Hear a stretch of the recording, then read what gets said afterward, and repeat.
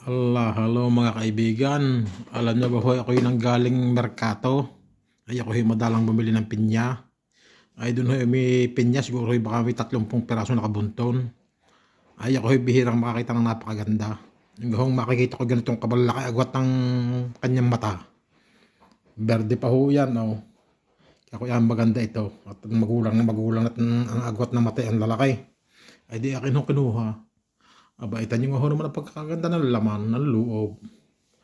Abay, natikman ko na, abay naku po. Ay grabe ho ito. Ay pwede hong panimpla sa kape, sa tamis. Aba, ay yun ho, napaganda sa pinya. Pwede hong pantimpla sa kape, sobrang tamis. Ay grabe ho ito. Aba, ay pero ang ganda nga ho naman. Nakita ko lang na ang lalaki ng agwat ng kanyang mata. Yan ho, ang aking tinginan diyan eh. Kaya ko yan, maganda ito. Hindi akin hong kinuha. Ayan. Ay, atin ho kakainin. Ay siya, babay na sa inyo.